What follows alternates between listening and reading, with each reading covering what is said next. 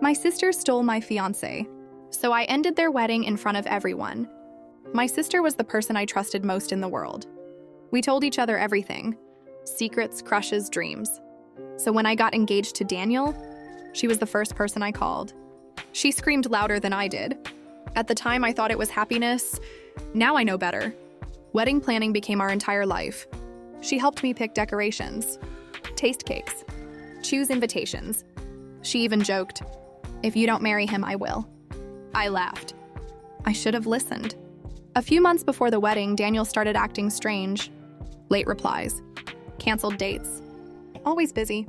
Whenever I complained about him, my sister defended him immediately. Maybe he's stressed. Don't overthink. So I ignored my instincts. Until the night everything changed. Daniel came over after work. We watched a movie, ordered food, and eventually he left. An hour later, I noticed his phone on the couch. I picked it up to call him. Then a message appeared. From my sister. Last night was worth hiding. I froze. My entire body went numb. At first, I tried convincing myself it was fake. A misunderstanding. But curiosity destroyed that hope quickly. I opened the messages. Photos. Flirting. Plans to meet. And then one message I'll never forget. She still has no idea. I couldn't breathe. I remember sitting on the floor for almost an hour staring at the screen, crying silently. But eventually, the crying stopped, and something colder replaced it. I wanted revenge. Not screaming. Not fighting. Something worse. So the next morning, I acted normal. I smiled at my sister, kissed my fiancé goodbye, pretended I knew nothing. Meanwhile, I collected everything. Screenshots, photos, voice recordings, every lie. For 2 entire months, I watched them betray me while pretending to love me.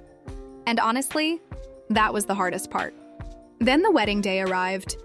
Ironically, they still planned to marry me, because apparently cheating wasn't enough. My sister was my maid of honor. Watching her zip up her dress that morning felt surreal. She smiled at me and said, "You're so lucky." I almost laughed. At the ceremony, guests filled the venue. Music played. Everything looked perfect. Then right before I walked down the aisle, I handed the wedding coordinator a USB drive. He looked confused. I just said, "Play it." Seconds later, the giant projector behind the altar turned on. And suddenly, their messages appeared, one by one. Photos, videos, voice notes. The room went silent instantly. People gasped. My mother started crying. Daniel looked completely pale. And my sister? She looked at me like she'd seen a ghost. Then one final recording played. My fiancé's voice saying, "She'll never find out." I looked directly at both of them and said, "You were right." Then I took off my engagement ring, placed it on the floor, and walked out. I never spoke to either of them again. And honestly, they deserve silence, because some betrayals don't deserve closure.